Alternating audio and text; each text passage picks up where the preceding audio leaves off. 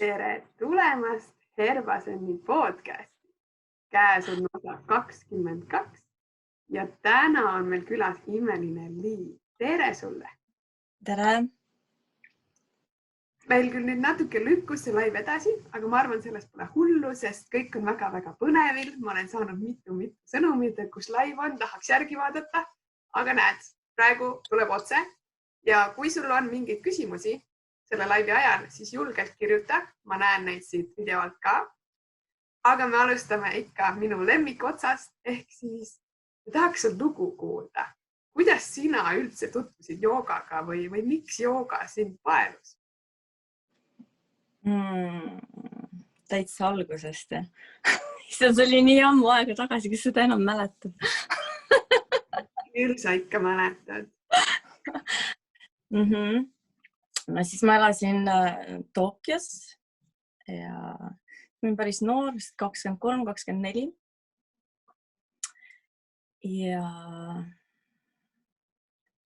ma ei tea, elutempo oli nii kiire ja oli vaja midagi, mis siis nagu aja maha võtaks ja saaks nagu endaga rohkem tegeleda. Tervis oli ka juba suht käest ära mentaalselt ja füüsiliselt. Ja siis mul ema saatis mulle esimese joogaõpiku või siukse väikse raamat, Eestis olid need müügil. Saatis mulle selle Jaapanist ja siis ma hakkasin selle järgi nagu tegema kodus pärast tööd. Kuidas üldse Jaapanisse jõudsid? See on selline koht, mis võib-olla eestlasele tundub väga kauge. See on nagu minu arust nii alati nii naljakas küsimus, et kuidas sa üldse kuhugi riiki satud, tavaliselt lähed ikka reisile, vaata. Miks sa Soome satud? Reisile läksin. Aga ei, ma tegelikult läksin nagu, seal oli üks suur siuke tantsuklubi, showklubi ja ma läksin sinna katsetele nagu audition. Ja siis ma olin üks õnnelikest, kes siis sinna sisse sai ja siis ma jäingi sinna. Et sul on siis hoopis tantsutaust, ja? Mul on tantsutaust, jah. Ja tantsinud oled sa siis täitsa pisikesest peale või alustasid hiljem? Siis ma väiksena tantsisin ka mingid biotantse, natukene balletti ja siia-sinna mingid showtantse. Muusikakoolis olen käinud seal mingid rütmikatunnid, et mingi siuke, nagu ikka lastel on mingi taust on ikka olemas. Kas Jaapanis on siis jooga on ikka jooga, või on seal midagi nagu teistmoodi, et mis see esimene tund oli, kuhu sa sattusid, et kas sa said kohe aru näiteks, kui sa läksid nüüd stuudiotundi, et see stiil mulle meeldib, või sa pigem vaatasid, et ei, et seal raamatus oli hoopis teistmoodi, et otsiks midagi muud? No tegelikult oligi nii, et ma tegin paar aastat ikka kodus üksinda ja raamatu järgi oli hästi siuke, mind tegelikult sport ei huvitanud või siuksed poosid või mind ei ole elu see sport huvitanud. Ja mis mind sellest paelus oligi see, et ma nagu läbi hingamise sain minna sügavamale sisse, ma nagu läksin rahulikumaks, mul oli nagu nii mõnus aeg, see kõik see küünlad ja see mõnus muusika ja see nagu see spirituaalne atmosfäär minu jaoks oli nagu nii võluv ja see nagu ootasingi seda momenti iga päev, et saaks lõpuks panna nagu ja rahulikult panna. Aga siis ma mõtlesin, et üks päev järsku tuli idee, et miks mitte õppida siis joogaõpetajaks, et kui mulle nagunii see nii väga meeldib ja ma seda nagu iga päev teha tahan nagu regulaarselt. Ja siis ma läksin õpetajate treeningule kohe. Ja seal ma natuke pettusin joogas. Või mitte joogas, vaid selles maailmas, sest et see oli nagu, kuidas ma ütlen, ta oli nagu nii raha peale üles ehitatud. Et nagu maksad rohkem, veel maksad, see kursus, see on 100 000 jeeni, see kursus veel 100 000 jeeni, siis sa pead veel selle kursuse võtma, see veel 100 000 jeeni, et oli nagu nii nagu raha, et kedagi nagu eriti see spirituaalne pool seal ei huvitanud. Ja siis ma leidsin Ashtanga jooga, selles samas koolis ja siis oma esimese õpetaja. Ja siis ma hakkasin seda tegema, Mysore klassis iga hommiku, siis lähed nagu sa tead, lähed sinna tundi, teed oma praktika ja siis õpetaja juhendab sind. Ja kas oli jälle hästi füüsiline? Ashtanga on jah, hästi füüsiline. Aga jah, kuidagi see õpetaja oli hästi siuke, ta oli ka spirituaalsem, aga samas ta oli nagu inimene, et ta nagu ei feikinud ennast, et ta on nagu hästi siuke lahe spirituaalne õpetaja. Ta oli nagu tema ise, et see nagu paelus tema juures. Ja siis ma jäingi käima, tegingi 11 aastat Ashtangat tema. kas tanga, nagu sa ütlesid, on väga jõuline, ja kui sa ennem ütlesid, et sul on tantsutaust ja balletti ka, mis on hästi graatsiline, et kuidas see kokku sobis, et võiks ju arvata, et jõuharjutused on liiga rasked. Oligi alguses oli nagu väga raske. Ma ei saanud nagu aru, ma esimene tund vaatasin nagu, see ei saa olla võimalik. Mis asja. Aga järjest hakkad nagu tugevamaks minema, siis osad poosid juba tulevad välja, siis tekib see hasart, nagu teised teevad, siis sa tahaks ka nagu niimoodi. Siis see spirituaalne pool just kadus ära, siis tuli nagu rohkem see asana praktika. Et see, mis mul alguses oli see võluvärk, et see kadus täiesti ära. Tuli puht füüsiline praktika, distsipliin, saada seda distsipliini paika. No ja siis tekkis võistlusmoment, nagu kõigil ashtangas tekib. Et tema teeb paremini, ma pean ikka rohkem munnitama ja nii edasi. Aga jah, siis sa lõhud ennast ära loomulikult, kuna võistlusmoment tekib, siis kõigil seal seljavalud ja mis iganes ära. Ja sa õpid jälle see on hästi levinud ja ashtanga, vähemalt Jaapanis oli, et ashtanga inimestel enamustel olid seljad valusad. Kuna nad nagu nii punnitavad seda või nagu nii forcefully käib see asi kõik, et see nagu, see on tempo esiteks taga, siis teised teevad ees, siis sa tahad ka ja hästi siuke pushing oli. Et siis ma lõpetasin ka, siis mul oli seljavalud mingi aeg. Siis ma proovisin kõik poosid uuesti ise käsile võtta, nullist üles ehitada, et mis ma siis ikka valesti teen nendes poosides. Sest et ega õpetaja tuleb, ta parandab sind, aga ta täpselt ei seleta sulle, mis sa täpselt seal valesti teed, kuna Mysore on siuke suht kiire praktika. Et ta tuleb, paneb sind poosi, aga ta ei seleta, mis sa täpselt tegid. Äkki sa teeksid siit rohkem nii, äkki siit rohkem nii, et siukest asja ei olnud. Ja siis ma võtsin ükshaaval need poosid kõik läbi ja siis ma sain aru täpselt, mis ma tegin valesti, miks mul nagu see selg valutama hakkas, et ma nagu kodus pidin ikka hästi palju tööd ja vaeva endaga nägema. Ja siis ma sain nendest lahti. Ja siis tuli huvi minna õppima edasi õpetajaks või kuidas sul see tuli, kui esimene koolitus oli selline, nagu sa pettusid, siis tulid veel valud, et kuidas sul see usk ikka oli, et tahaks nagu midagi veel õppida, et äkki on midagi muud ka? No eks ta ikka, esiteks ta distsiplineerib sind, see joogapraktika üldse, ükskõik kas seljavalud, mis iganes, et sa saad nendest üle, kõik on ikkagi ajutine. Ja siis ma sain ikkagi tööd fitnessklubides ja joogaklubides ja nii edasi, et see joogateekond jätkus juba tänu sellele, et mul olid tööotsad. Ja pluss õpetaja kogu aeg helistas, kui ma tundi ei jõudnud, siis ta helistas ja saatis kirja, miks ei ole tunnis, et õpetaja pushimine ka sealt ikka aitab hullult kaasa, et joogas Jaapanis on see hästi, ma ei tea, nagu õpetaja käib järgi sulle, kui sa tundi ei tule, et see on nagu nii nendel sees, et miks ei tulnud, et seda distsipliini paika saada, et ma teen ise nüüd Eestis samamoodi, et kui ikkagi tundi ei tule, siis kirjutan, miks ei ole tunnis, et see ikka distsiplineerib minu arust. Mind distsiplineeris, ma arvan, et teisi distsiplineerib ka, et sa ei ole päris ükskõikne, et õpetaja näeb ikka, et sa oled seal ja sa oled tähtis, et sa nagu käid seal. Et see oli nagu lahe minu arust. Ja siis jah, ma jätkasin, seljavalud kadusid ära, tervis läks paremaks, ise läksin hästi tugevaks.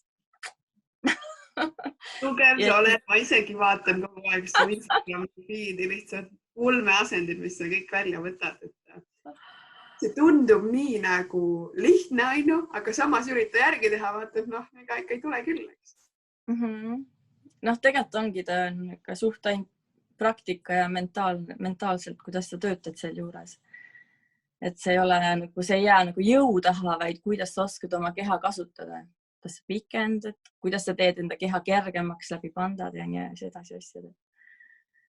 Kuidas sa jõudsid selle taipamiseni? Sest tegelikult tõesti see on nii, et kui sa käid tunnis, siis on ju tempo peal, eriti kui me räägime siin astangast ja vinyasast, et sa teedki tunni ära, aga kui sa asendi ette näitad, siis õpilane ju täpselt võib-olla ei saagi aru, mis ta tegema peab, et kuidas sa ise selle taipamiseni jõudsid või oli see näiteks mingi hetk, kui sa tegid mingit asendit ja sa järsku mõtlesid, et aga prooviks nii ja siis sa said aru, et näe, et peakski neid lukkusid hoopis rakendama.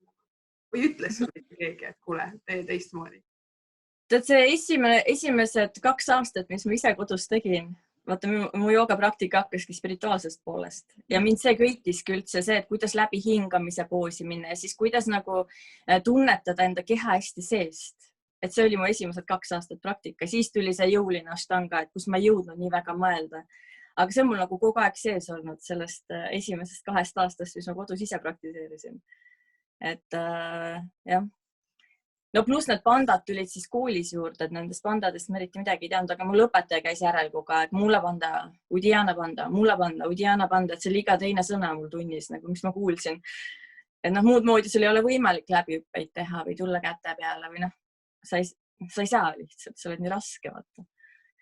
Ja siis ma läksin pärast Jaapanit, ma kolisin Indoneesiasse, seal ma pidin jälle praktiseerima ise oma ette paar aastat, kui ma seal elasin.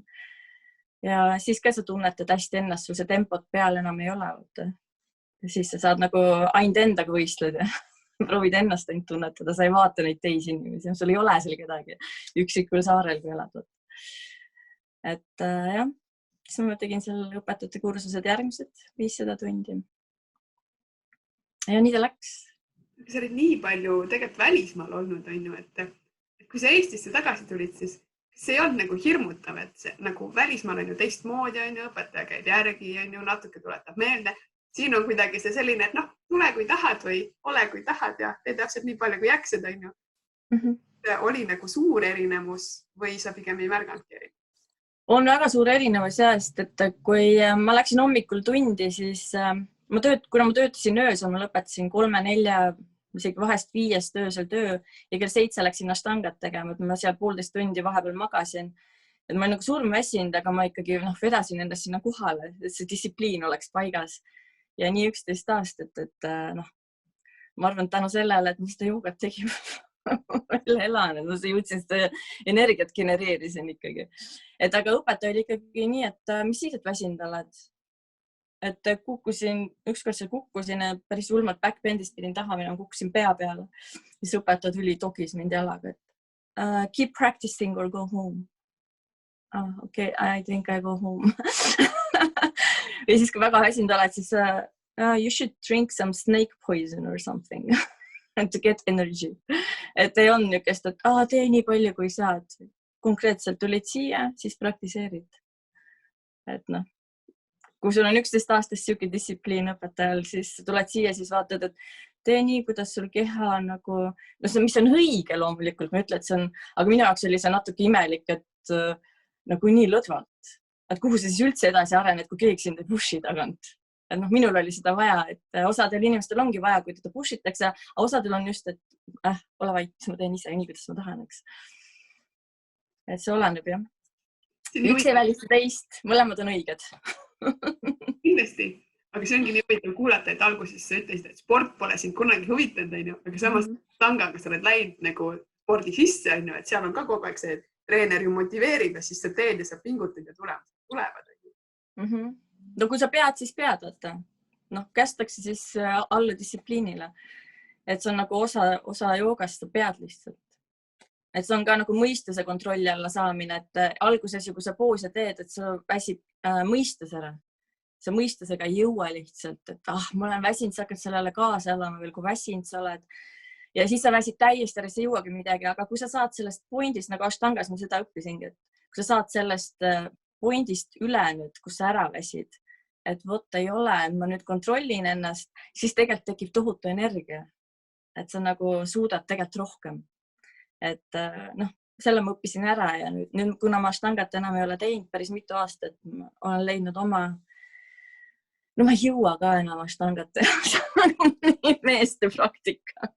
Mul on käed nii suureks või tahad mu käed nii suured. Et ma selle ashtanga jätsin nüüd sinna paika, et ma teen oma praktikaid. Et jah, et see, kuidas mõistusega nagu töötada nendes poosides, see mind hullult huvitab. Kas sa oled märganud ka tavaelus, et sa oled selle kaasa võtnud, et kuidas nagu energiat endale juurde tekitada, ilma et sa teeks praktikat? No loomulikult sa pead hoidma mõistuse puhta, jah. Et kui sa vaatad mingid, ma ei tea, ütleme, et sa vaatad telekat või sa vaatad mingid halbu uudiseid või mingid teadvust madaldavaid filme või siis loed mingid imelikke raamatuid uudiseid, et see tõmbab tegelikult energia alla. et sa peaksid hoidma ikka mõistuse suht puhtana ja loed spirituaalseid raamatuid, vaatad spirituaalseid filme, tegeled oma, ma ei tea, hobidega, mis sind nagu innustab, vaatad inimesi, kes sind innustab, et noh, see minu arust annab energiat, see ei tõmba sind alla. No minu puhul vähemalt see aitab. Et ma olen nagu välja jätnud endal täielikult teleka vaatamise, uudiste lugemise, siuksed asjad, et tegelen rohkem vaimsemate asjadega. 24/7 siis. Aga jaga siis natuke ka, milleks sa tegeled? Paljude asjadega. Ma ei teagi, kus ma nüüd siis alustan. Kuidas sa oma vaba aega näiteks veedad? Ütleme, et see ei ole nagu mingi tööga seotud või joogaga seotud. On natuke vaba aega ka joogaga seotud, aga mis su eelistegevused on? No hästi palju tegelen muusikaga igapäevaselt. Õpin laulmist, mängin klaverit. Jah, õpin laulmist. See on põhiline, siis põhiaeg läheb sinna, pluss siis kunstiprojektid, mis meil on mingid välja mõeldud, joonistan. Et põhiaeg lähebki nende peale. Jooga, muusika, kunst, et mul muud aega nagu ei ole. Spirituaalsed raamatud ja kirjutanud õhtuti. No. Aga siis laulmist ja kunsti sa nagu lapsepõlves kuidagi õppinud ei ole või oled? Ma olen muusikakooli lõpetanud.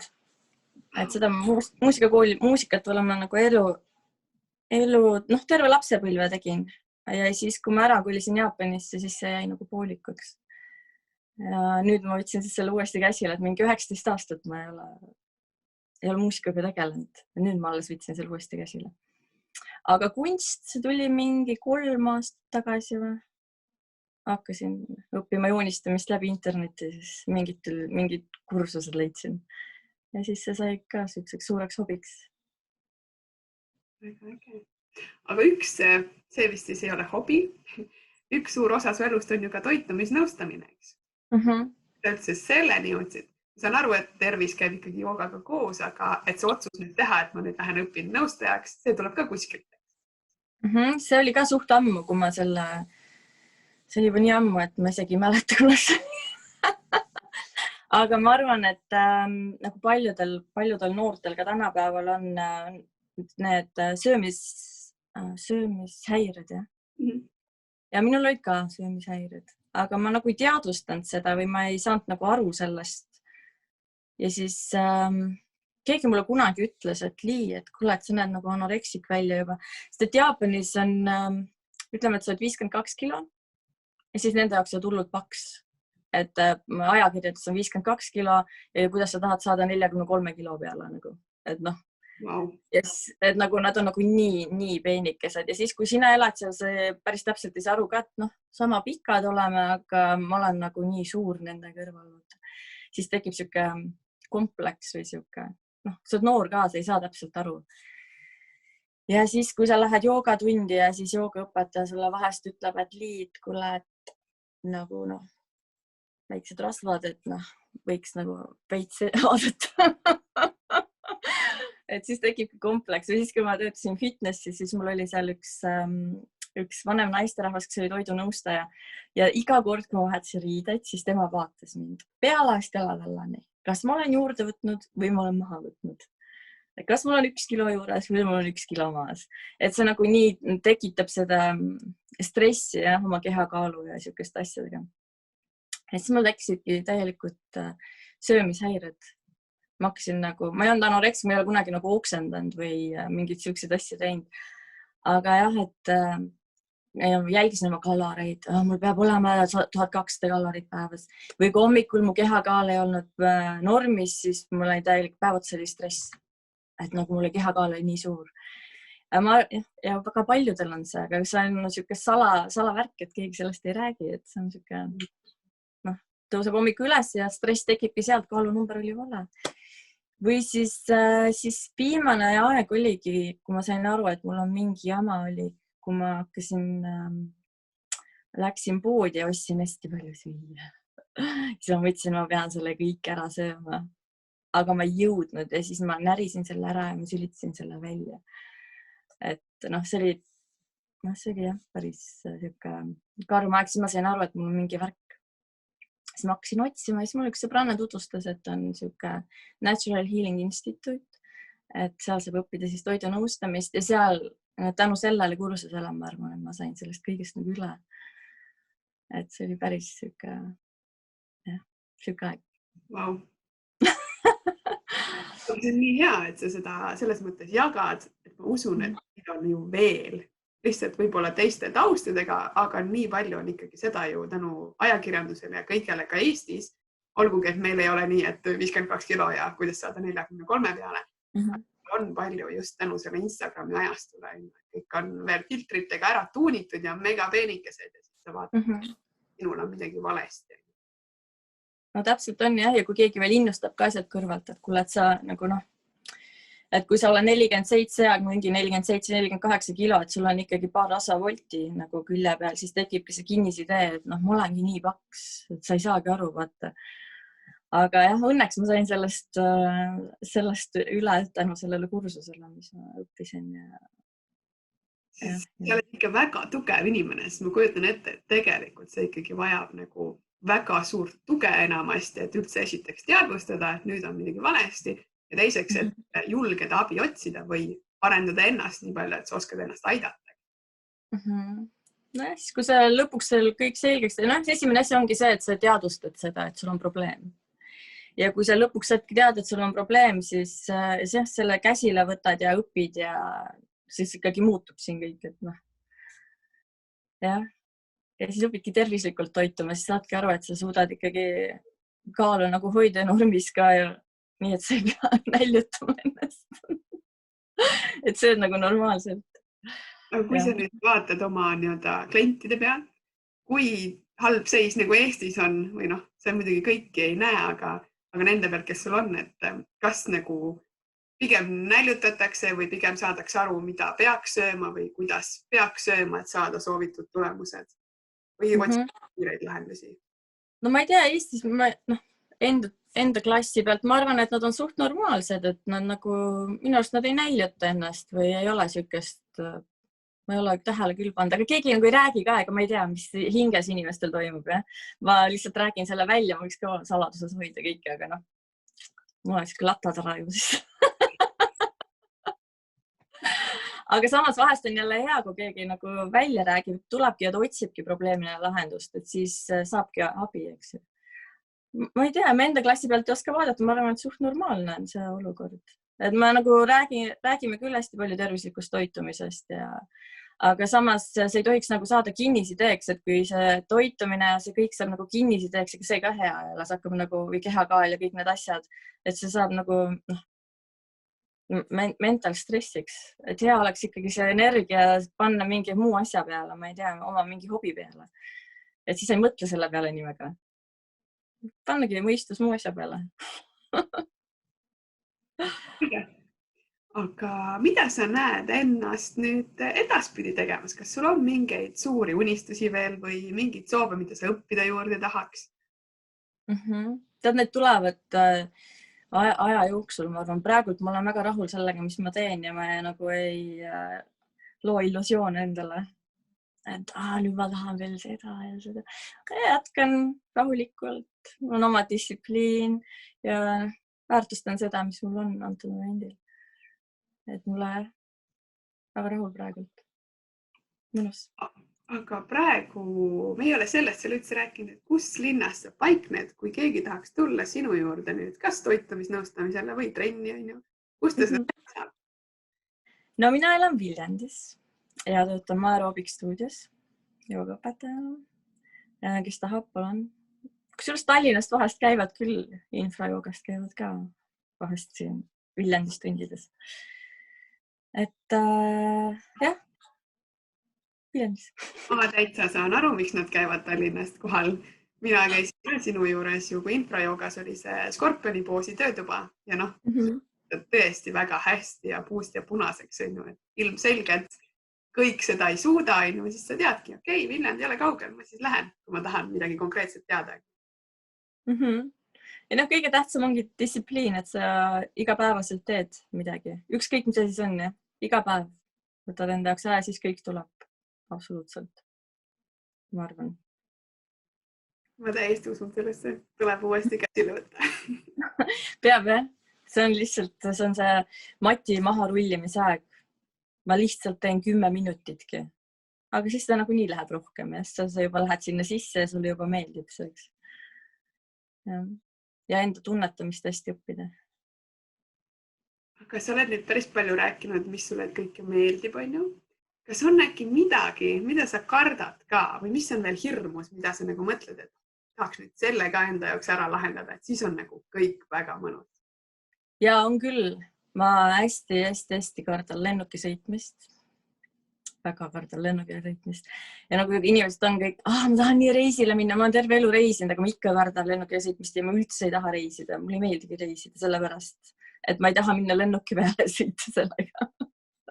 Et mulle meeldib nagu ollagi Eestis, ma saan minna autoga ühest kohast teise. Et see on jah minu jaoks hästi katastroofiline, sest mul on paar halba kogemust sellega olnud ja ma nagu samskaaradesse taha kinni jäänud kõik need asjad.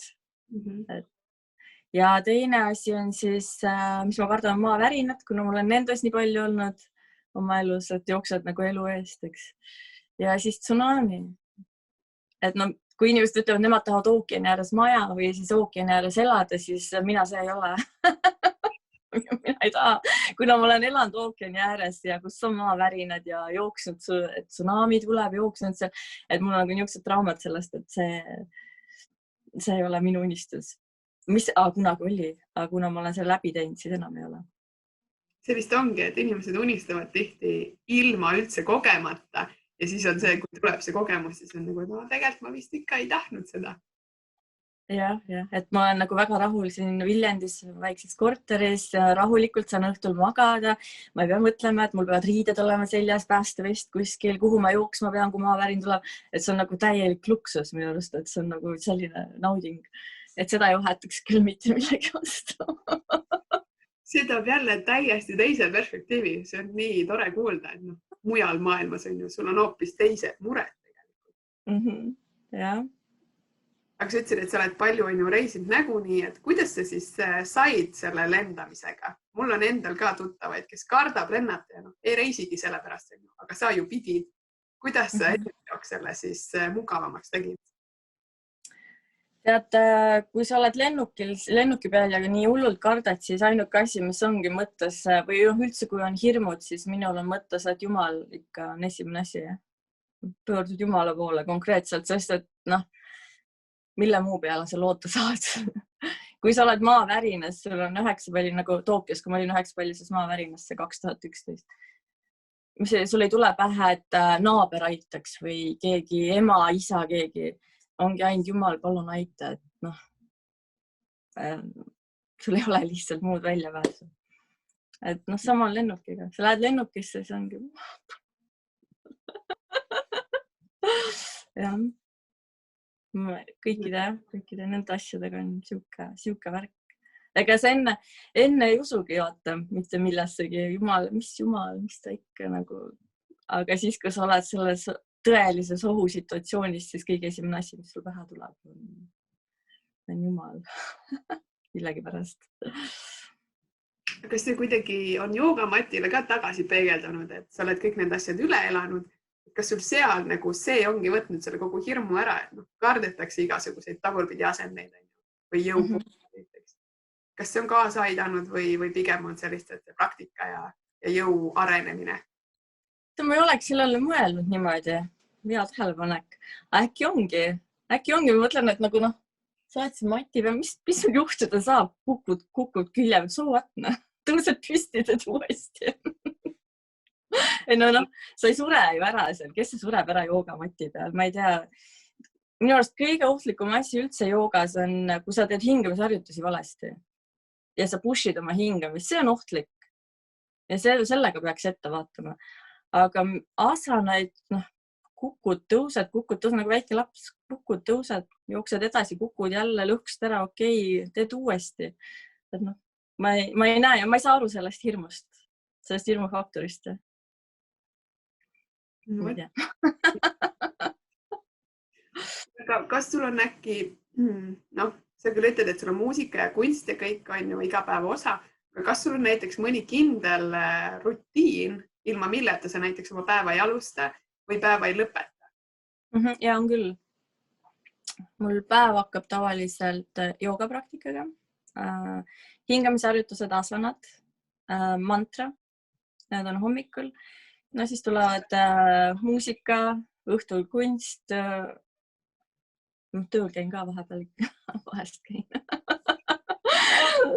Töö on mul hobi, et ma saan sellega nagu sinna sisse arvestada. Ja siis õhtu on pühakirjade lugemine ja kirtaned altaris. Et see on nagu see rutiin. Iga päev. Kuidas on näiteks lugemisega? Kas sul on mõni lemmik raamat, läbi aegade lemmik või midagi põnevat, mida sa viimati oled just lugenud? No praegult pühakirjad, need on mis on igapäevane osa siis Bhagavatam, Bhagavad Gita, joogasutrad, need on igapäevane, mis peab olema, eks. Õigel joogapraktitsioonil. Et joogast natuke rohkem aru saada, et see ei ole ainult see asana praktika, eks. Ja siis ongi nagu päris raske vahest aru saada neist. Ja siis ma ei teagi, ma nagu nii seiklusraamatuid vaata ei loe. Et kui ma loen, siis ma loengi mingid Ayanga raamatuid, kus ta õpetab joogat ja põhiliselt ikka spirituaalsed raamatud. Ma niisama ei loe, ma ei viitsi. Ma arvan, et suht aja raiskamine on mingit juturaamatut lugeda. Noh, see ei anna mulle midagi. See ei tõsta mu teadvust, ei anna mulle midagi. Et, aga noh, muidugi võib lugeda. Palun. Ma lihtsalt ei taha. See ongi hea. Me just huvitamegi sellest, mida sina teed, mida sa ei tee. Aga kus sa näed ennast näiteks 90-aastasena? Või siis 140-aastasena. Kuule, ma ei tea, see on nagu, kunagi ma tahtsin elada nagu hästi kaua, et nagu saaks hästi kaua elada. Aga nüüd, kui joogapraktikad lähevad järjest sügavamaks, siis mõtledki, et noh, sellel planeedil, et kas ma tahan nii kaua elada sellel planeedil. Et on ju palju ilusamaid ja paremaid kohti, kus sa saaksid edasi minna, jätkata. Et ma ei tea, ma ei oska öelda. Ma loodan, et 90-aastasena, kui ma elan nii kaua üldse, et siis ma olen natuke kõrgema teadusega, kui ma praegu olen teadlikum asjades. Ja võib-olla natukene puhtamaks ka saanud mõistuselt, südamelt, mis iganes. Lähemale siis ka Jumalale. No kindlasti. Arvestades, mis su päevarutiinid on, siis raudselt seda ei ole küsimustki. Ma loodan, ma ei oska öelda. Kunagi ei tea, mis ette tuleb. Päevad täis üllatusi. Aga kui nüüd näiteks inimesed trennis käivad või kui sa ise käisid, võib-olla Jaapanis on ka teised müüdid. Sa kindlasti oled kokku puutunud erinevate joogamüütidega, et mis on sellised, ma ei tea, top 2, mida sa oled igal pool kuulnud ja ikka ei suuda kuidagi nagu ära lõhustada inimese jaoks? No kõige esimene on see, et ma ei paindu. Ma ei saa teha joogat, kuna ma ei paindu. Okei. Lähed arsti juurde, siis noh, ma ei ole terve, ma ei saa minna arsti juurde sama asja nagu. Sa lähedki sellepärast, eks terveks saada. Samamoodi on joogas, et sa tahadki painduvaks saada, sa tahadki saada tervemaks, tahad saada puhtamaks, puhastada ennast. Et selleks sa ju lähed joogasse. See on üks siis. Ja mis siis veel on? See ei tulegi teist asja kohe ette. No hästi tihti hakatakse võrdlema nagu sinu praktikat ja siis õpilane, et aga ma ei saa ju, nagu ma ei saa nagu sina, et ma olen juba 5 aastat teinud, aga ma ei saa, aga sa oled teinud 5 aastat, aga sa teed 2 korda nädalas ja siis ka vahest puudud. Aga kodus teed, mida sa tahad siis? No mida sa tahad? Ma teen 6 korda nädalas. Sa ei saa nagu võrrelda, vaata, et noh, sa ei saa tuua võrdlusmomenti inimene, kes praktiseb 1 kord nädalas ja 2 korda nädalas, teine, kes praktiseb 6 korda, et noh, praktiseeri ka niimoodi, siis kõik tuleb. Aga keegi ei viitsi, noh. Ma ei oska midagi öelda. ei, väga hea näite, et tegelikult ongi minu meelest ka see võrdlus on kõige hullem, et lähed sinna saali ja siis näed, et tehakse sõdalasi näiteks, siis ka vaadatakse kõrvale. Huvitav, et noh, kuidas teine teeb, on ju. Vahet on, sina teed praegu siin. Et jah, kui isegi kui üks õpilane võrdleb teise õpilasega, okei, sellest ma veel isegi natukenegi saan aru, et okei, noh, alustasite ühel ajal, et noh, võib-olla mingi väike make sense, võib-olla. Aga kui sa võrdled ennast, kes see sind õpetab ja kes tegeleb sellega natuke, noh, ma ei võrdle ennast Pavarutiga, noh. Ma ei saa võrrelda ennast mingi top lauljaga, kui ma alles alustan laulmist. No see ei ole võimalik. Kes on eluaeg laulnud. Noh, seda aru, mis on silmas peal. See on väga hea võrdlus. Kui me nüüd natuke lähme ajast tagasi ja sa olid väike tüdruk, siis kas sa üldse kujutasid ette, et sa võiksid olla seal, kus sa praegu oled või unistasid sa hoopis olemast näiteks arst või õpetaja või keegi üldse kolmas? Lapsena, issand. Ma ei tea, võib-olla nagu kõik paljud lapsed on tahtnud saada mingiks näitlejaks ja lauljaks ja sükestes. Eks mul oli ka midagi siukest pigem. Aga esimene raamat, mis ma raamatukogust võtsin, oli šamaani raamat. Et noh, kuidas šamaaniks saada. Et ju see spirituaalsus on mulest ikkagi sees olnud väiksest saati ka. Aga on sul ka näiteks ma ei tea, vana-vanaema või vanaema selline taimetark või kuskilt sealt äkki? Oli jaa. Mul oli, issand, ma ei teaks, vana-vanaema või mingi siuke üks lähedalt sugulane oli küll, kutsuti nõiaks teda. Oligi taimetark. See ravis nagu taim. Jah. Aga ma ei tunne teda. Ma ei ole elus näinud. Ei tea, aga ma olen kuulnud.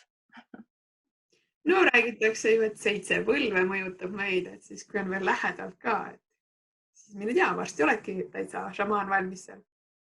Ai, šamaaniks ma ei saada, ei taha. Jätan šamaani sinna, jooga. Sest tegelikult on täiesti erinevad asjad. Vedakultuur ja šamaani kultuur on hästi erinevad. Aga kuidas üldse su sõbrad näiteks on kõrvalt vaadanud su teekonda? Kas nad on alati nagu aru saanud, et okei, nüüd sa lähed Jaapanisse ja nüüd sa õpid joogaõpetajaks ja nüüd sa teed midagi muud, on ju. Kas nad pigem mõistavad või on olnud neid hetki, et oota, nüüd sa oled küll ikka täitsa ära pööranud, et miks sa nii teed? Mul nagu lapsepõlve sõpradest üks on veel järel. Et noh, ma nagu tunned neid, aga ma ei suhtle enam.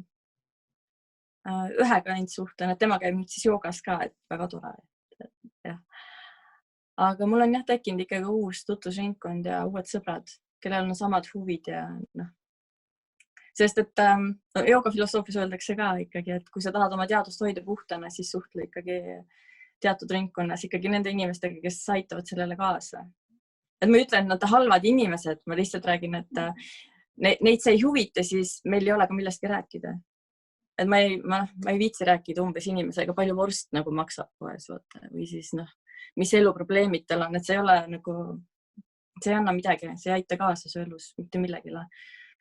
Et pigem tahaks ikkagi sellist teadust tõstvat juttu kuulata. Aga see on väga huvitav ja see on raudselt tõsi ka, eks. Seda me tegelikult kõik teame, ka need, kes kuulavad. Aga kui sa jõudsid sellesse hetke, et sa said aru, et noh, sa ei taha enam olla nende inimeste poolt ainult ümbritsetud. Kuidas sa siis sellest nagu valikust edasi läksid, et kas sa nagu lihtsalt jätsidki, enam ei helistanud ja enam näiteks ei saanud kokku või sa tegid mingi kardinaalse otsuse, et sa kirjutasidki kirjad, et noh, nüüd on nii ja sina lähed liigud edasi, et no hard feelings, aga lihtsalt nii on. Ai, tavaliselt, kui sul on ikkagi eesmärk kindel, mis sina oma elus tahad, siis sulle võimaldatakse see. Ja see on mul hästi lihtsalt tund, et see on lihtsalt vaikselt sujuvalt ära kadunud. Et ma ei ole pidanud kellegile ütlema midagi halvasti või sa lihtsalt kasvad eraldi lahku, aga nemad ka ei taha minuga ja võib-olla enam suhelda, sest meil ei olegi millestki rääkida. Ma olengi nagu, nende jaoks võib-olla natukene toitu peast, sest seda teema. et kõigil on oma maailm, eks, et ma arvan, et see on vastastikune, et nemad ei taha ja meil ei ole vaja lihtsalt, kui me näeme, siis teletame. Aga no loomulikult osad inimesed on tavaliselt siis meesterahvad siis, kellel vahest tuleb öelda natuke nagu tõsisemalt, et nagu sorry, aga meil ei ole millestki rääkida.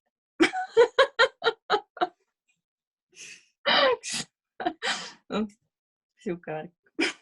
Ja, aga tegelikult tulebki teada, mis sa tahad, on ju. Kas on näiteks mõni nipp sul selle jaoks jagada, kuidas saada aru sellest, mida sa elus tahad? Sest väga palju ju just nüüd siin koroonaperioodil inimesed on aru saanud, et see elu, mis nad on elanud, ei toida ja ei toeta neid enam, on ju. Aga kuidas siis edasi minna? No tulebki võtta kätte vaimsed praktikad, ega muud moodi ei olegi võimalik. Kui vaimne praktika puudub, siis ma ei näegi nagu mõtet. See ongi tühi vanglaplaneet, elad siin, orjad ja nii edasi. Et jah, spirituaalne praktika on ainuõige tee minu arust. Ja kuidas alustada? Võta mõni spirituaalne raamat selle asemel, et istuda telekas või siis vaadata ja kommenteerida kedagi. Hakka lugema, hakka tegelema endaga, mine esimesse joogatundi. Hakka suhtlema inimestega, kes innustavad sind või kes on natuke spirituaalsemad. Need on nii palju igal pool. On ju. Et võta kätte, võta käsile ennast. Ongi minu arust väga lihtne. Kas sa viitsid või viitsi? Lihtsam on istuda muidugi netis ja kommenteerida kedagi või siis vaadata telekast, mis sealt tuleb ja süüa telekast, see on kõige lihtsam. Ei sa tead, sinu valik. On ju? Oi, nii. Selle peale kukkus telefon ka alla. Sinu valik. Sinu valik. Aga lõppu natukene selline vimkaga küsimus ka, et kui me võtame sult ära selle joogaõpetaja tiitli, on ju, võtame laulmise ära, võtame maalimise ära, on ju. Kes siis alles jääb? Jumal. See on kõige kiirem vastus, mis on tulnud. Aga see on ka kõige tähtsam asi, mis joogapraktika, miks me teeme, et saada tagasi side Jumalaga, eks. See on... Ega joogapraktika ei ole ju tegelikult poosid, mis sa teed. Need on nagu prayers, mis sa teed Jumalale, eks, mis sulle antud on. Et see ongi jah, ainuke, mis alles jääb. See on ilusti öeldud. Kas sul on lõpetuseks äkki veel midagi südames, mida sa tahaksid jagada kuulajatega või mõni mõte, mida jagada? See ongi alati nii raske küsimus. Mis sa jagada tahad? Ei ole midagi jagada. Tule tundi või otsi endale tund. Tee joogat. Võta ennast kätt. Sinu valik on ju, võta ennast. Jah, sinu valik, mis sa tahad. Aga kui ta nüüd tahab näiteks eratundi, siis kuhu ta sulle kirjutada võiks? No Facebooki, ma arvan. See on kõige lihtsam viis. Messengeri või Instasse. Ükskõik. Jah. Alati ootan eratundi inimesi. Aga mina tänan sind nagu väga-väga, et sa võtsid selle aja ja jagasid natukenegi enda lugu, kuigi sulle võis tunduda, et sa oled seda juba korduvalt teinud, siis siin oli väga palju uut infot ja mõtteainet. Sina ka said juurde mõtteid, said kinnitust sellele, et tuleb valida nüüd midagi, mis suunas tegutsema hakata. Ja kui sul on veel küsimusi, sa võid Liile otse kirjutada või võid ka siia video alla jätta kommentaari. Aga aitäh sulle, väga tore oli. Oleks tahtnud sinu juttu kuulata rohkem, aga okei. Kunagi kuule. Täna oli sinu päev. Ja järgmisel nädalal on meil juba uus põnev õpetaja siin otse-eetris. Kuulame, näeme ja püsime terved. Tšau. Ciao.